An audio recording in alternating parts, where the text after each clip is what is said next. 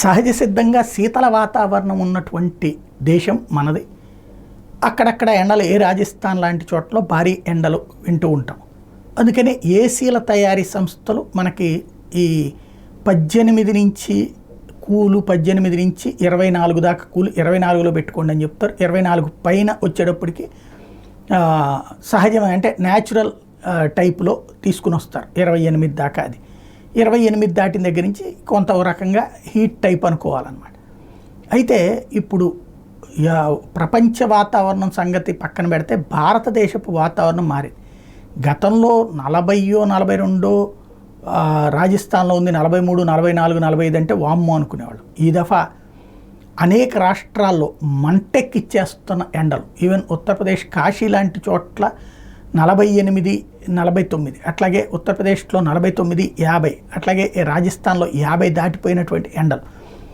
అది దక్షిణాదిలో కూడా మనకు కూడా అట్లాగే ఉంది. ఓ రకంగా చెప్పాలంటే మన ఏసీల్లో ఫుల్ లో పెట్టుకుంటే కూడా గత 2-3 రోజుల నుంచి ఏసీ చాలట్లేదు, అంటే కూలింగ్ చాలట్లేదు.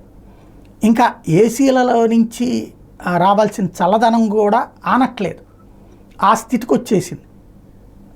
విపరీతమైన వడగాలులు వస్తున్నాయి. అంటే ఇక కొత్తగా ఏసీల తయారీ, విపరీతమైన ఎండలు ఉండేటటువంటి పరిస్థితులు. అంటే ఇప్పటిదాకా ఏసీల పరిమాణం చూస్తే 44, 45 ఎండల కోసం డిజైన్ చేసినట్టు కనబడుతుంది.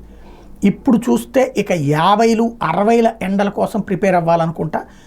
ఇంతకుముందు వరుస వర్షాలు లానినోలు అంటూ ఉంటారు కదా, అట్లాగే వరుస వర్షాల పరిస్థితుల నుంచి ఇప్పుడు వరుస ఎండలతో తల్లడిల్లిపోతున్న పరిస్థితి. నైరుతి ఋతుపవనాలు వచ్చిన హీట్ వేవ్స్ మాత్రం ఆగనటువంటి పరిస్థితి అయితే స్పష్టంగా కనబడుతుంది. అసలు విపరీతమైనటువంటి ఎండలు అక్కడెక్కడో కాదు, మన దగ్గర కూడా ఉంది. తాజాగా వాతావరణ శాఖ అంచనా ప్రకారం ఢిల్లీ, పంజాబ్, హర్యానా, బీహార్, జార్ఖండ్, ఒరిస్సా రాష్ట్రాల్లో, ఈ 6 రాష్ట్రాల్లో రేపు నైరుతి ఋతుపవనాలు వచ్చినా కూడా విపరీతమైన హీట్ వేవ్స్ ఉంటాయని చెప్తున్నారు. ఈవెన్ మన ఆంధ్రప్రదేశ్, తెలంగాణ లాంటి చోట్ల కూడా విపరీతమైన హీట్ వేవ్స్ అయితే కనబడుతున్నాయి.